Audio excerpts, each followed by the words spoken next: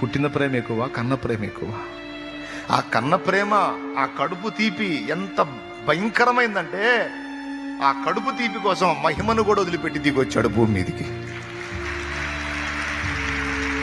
అన్ని కోతల కంటే కడుపు కోత బాధాకరం. వీర జవాన్ కన్ను మూశాడు. మురళీ నాయక్ అనే బిడ్డ కన్ను మూశాడు. 25 ఏళ్ల బిడ్డ యుద్ధానికి వెళ్ళాడు. యుద్ధంలో చంపటం చావటం సహజం. ఆ చిన్నోడు కన్ను మూశాడు.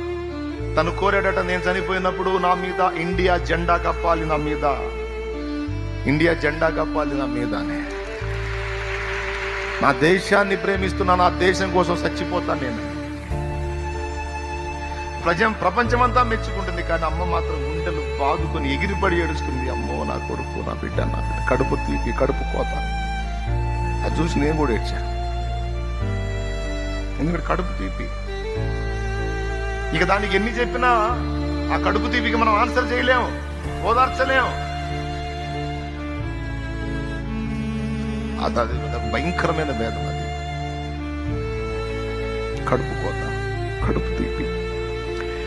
ఆ కడుపు తీపిని బట్టి, ఆ మాతృవాత్సల్యాన్ని బట్టి, ఆ తల్లి మమతను బట్టి మహిమను వదిలిపెట్టి ఆ కెరూబులు, శరాపులు, దూతల, మహాదూతల చేత స్తుతి స్వీకరించేటువంటి ఆ మధురమైన అనుభవాలన్నీ విసర్జించి అమ్మో నా పిల్లలని పరిగెత్తుకొచ్చాడు భూమి మీదకి. నాయన నాయన నాయన నాయన కడుపు తీపి కోసం వచ్చాడు. ఈరోజు మారని వ్యక్తులు, నీ భర్త కావచ్చు, భార్య కావచ్చు, తల్లి కావచ్చు, తండ్రి కావచ్చు, నీకు తల్లిదండ్రులు అయితే అసలు సృష్టికర్తకు వారందరూ పిల్లలు పిల్లలు పిల్లలు. మరి నీకే ఎంత బాధ ఉంటే మార్పు చెందని వాళ్ళని చూసి ఆయన ఎంత బాధపడతాడో ఒక్కసారి ఊహించు. ఆయన ఎంత క్షోభిస్తాడో ఒక్కసారి ఊహించు. అవునా? మన ప్రేమ ఎక్కువ, దేవుని ప్రేమ ఎక్కువ?